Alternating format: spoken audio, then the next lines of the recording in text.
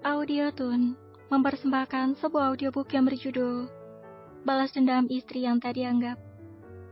Karya dari Kis, bab 94. Periksa kandungan dengan pengisi suara Sensen. Selamat mendengarkan. Alhamdulillah, bayi Anda tumbuh sehat, Nona. Semuanya baik-baik saja. Tubuh Anda juga tidak mengalami dehidrasi berat seperti ibu-ibu hamil seperti biasanya. Semua aman terkendali, ujar dokter kandungan pada Kinara dan Dirga. Mereka berdua yang mendengarnya pun tersenyum senang. Dirga terharu langsung menghujani ciuman pada wajah cantik Kinara. Lalu pria tampan itu menurunkan wajahnya tepat di depan perut Kinara yang mulai buncit. Dirga mencium gemas perut istri tercintanya itu saking bahagianya. Anak papa, baik-baik di sana ya. Jangan rewel, dan jangan nakal di dalam sana. Kasihan mama tiap hari muntah-muntah. Kalau tidak, nanti papa gigit telinganya pas lahir nanti, ujar Dirga penuh kasih pada calon bayinya itu. Kinara terkekeh mendengar ucapan Dirga. Dia merasa sangat bahagia karena kehamilan keduanya saat ini benar-benar diperlakukan seperti seorang istri oleh Dirga. Dia merasa dijaga, dicintai, dan dilindungi oleh Dirga. Sedangkan Andreas segera membuang wajahnya semenjak dokter menyikap baju Kinara hingga perut. Hatinya terasa sesak dan cemburu melihat keharmonisan keluarga kecil Dirga dan Kinara. Hanya satu kata dan satu perasaan yang ia rasakan saat ini. Menyesal dan merasa bersalah karena terlalu pengecut jadi suami bagi Kinara maupun Aluna. Vina yang berada dalam gendongannya pun memberontak ingin ikut bergabung dengan Dirga dan Kinara. Mama, Papa, Vino ikut cium dedeknya. Bocah kecil itu merentangkan tangannya membuat Dirga segera menggendong putra kesayangannya itu. Vino tertawa cekikikan saat mengelus perut buncit Kinara, membuat Kinara dan Dirga ikut tertawa gemas. Andreas yang mendengar suara tawa bahagia keluarga harmonis itu pun tak sanggup lagi menahan sesak dalam hatinya. Entah mengapa pria itu berandai-andai dalam hati.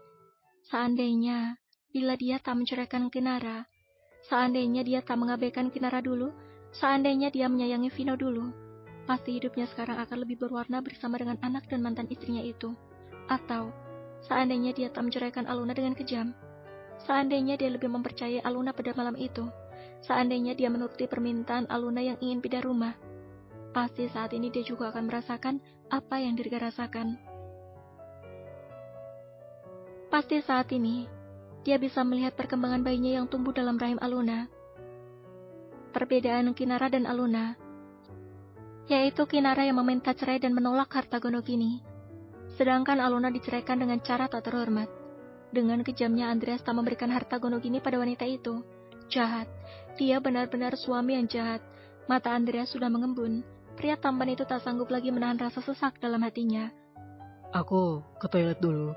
Tanpa menunggu jawaban dari Dirga dan Kinara, pria tampan itu keluar dari ruangan tersebut. Kita melupakannya.